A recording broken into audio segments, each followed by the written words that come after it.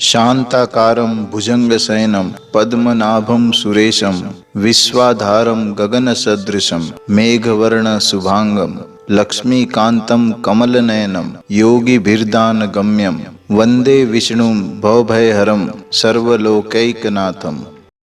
कृपया सब्सक्राइब कीजिए हमारे चैनल को तथा यह घंटी पर क्लिक अवश्य करें नया ज्ञानवर्धक वीडियो सर्वप्रथम देखने के लिए।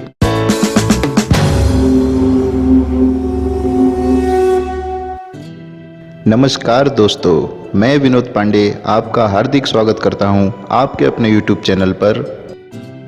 दशमी को एक आहार, एकादशी में निराहार तथा द्वादशी में एक आहार करना चाहिए। सनातन हिंदू पंचांग के अनुसार संपूर्ण वर्ष में 24 एकादशियां आती हैं, किंतु अधिक मास की एकादशियों को मिलाकर इनकी संख्या 26 हो जाती है।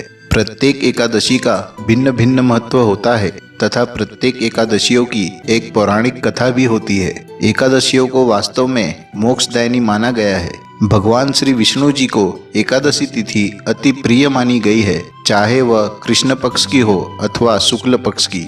इसी कारण एकादशी के दिन व्रत करने वाले प्रत्येक भक्तों पर प्रभु की अपार कृपा दृष्टि सदा बनी रहती है।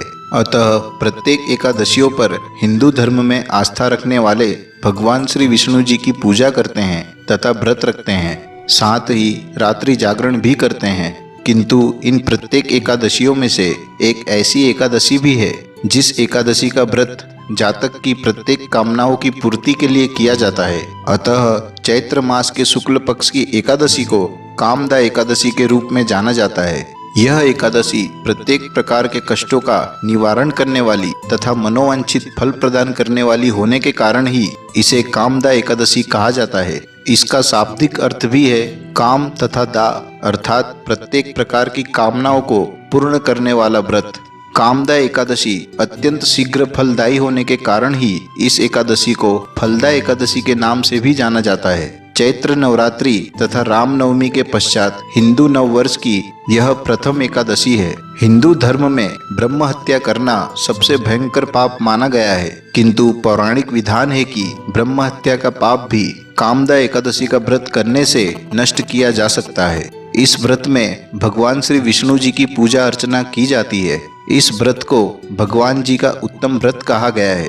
कामदा एकादशी के फलों के विषय में कहा जाता है कि यह एकादशी सर्व पाप विमोचनी है। कामदा एकादशी के प्रभाव से समस्त पापों का शमन होता है तथा संतान की प्राप्ति भी संभव हो जाती है। इस व्रत को करने से परलोक में स्वर्ग की प्राप्ति होती है। जिस प्रकार से अग्नि लकड़ी को जला देती है, उसी प्रकार से इस व्रत को करने से मनुष्य के प्रत्येक पापों का नाश हो जाता है तथा संतान सुख के साथ साथ अन्य प्रकार के पुण्य की भी प्राप्ति होती है। प्रत्येक मनुष्य को इस व्रत के करने से वैकुंठ की प्राप्ति संभव हो जाती है। यह भी कहा गया है कि कामदा एकादशी पिशाचत्व आदि दोषों का नाश करने वाली है।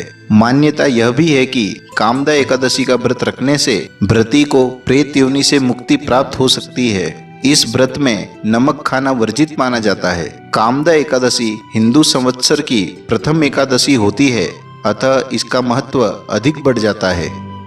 कामदा एकादशी व्रत का पारण।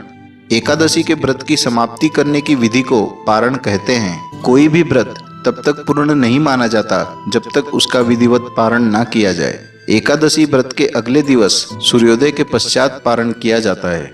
ध्यान रहे, एकादशी व्रत का पारण द्वादशी तिथि समाप्त होने से पूर्व करना अति आवश्यक है। यदि द्वादशी तिथि सूर्योदय से पूर्व समाप्त हो रही हो तो एकादशी व्रत का पारण सूर्योदय के पश्चात ही करना चाहिए। द्वादशी तिथि के भीतर पारण ना करना पाप करने के समान माना गया है। एकादशी व्रत का पारण हरिवासर के दौरान भी नहीं करना चाहिए। व्रत तोड़ने के लिए सबसे उपयुक्त समय प्रातः काल का होता है।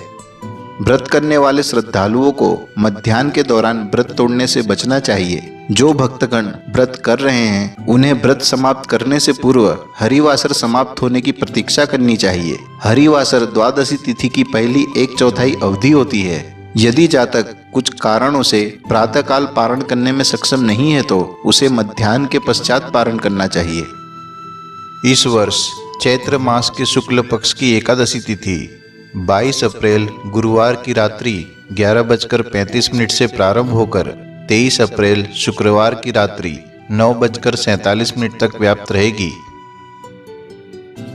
अतः इस वर्ष 2021 में कामदा एकादशी का व्रत 23 अप्रैल शुक्रवार के दिन किया जाएगा। इस वर्ष कामदा एकादशी व्रत का पारण अर्थात व्रत तोड़ने का शुभ समय 24 अप्रैल शनिवार की प्रातः 6:01 से 8:32 तक का रहेगा। द्वादशी तिथि समाप्त होने का समय साय 7:17 का रहेगा। दोस्तों, हमारा आपसे निवेदन है कि यह जानकारी आप व्हाट्सएप या फेसबुक जैसे सोशल मीडिया के माध्यम से अधिक शेयर करें तथा हमारे चैनल को सब्सक्राइब करके हमारा मनोबल बढ़ाएं। वीडियो देखने के लिए धन्यवाद। आशा करता हूँ हमारे द्वारा दी गई जानकारी आपको अच्छी लगी होगी। यदि आपका कोई सुझाव या प्रश्न है तो कमेंट बॉक्स में लिखकर हमें सूचित करें। भगवान आपको सफल बनाए तथा उज्जवल भविष्य प्रदान करे। धन्यवाद।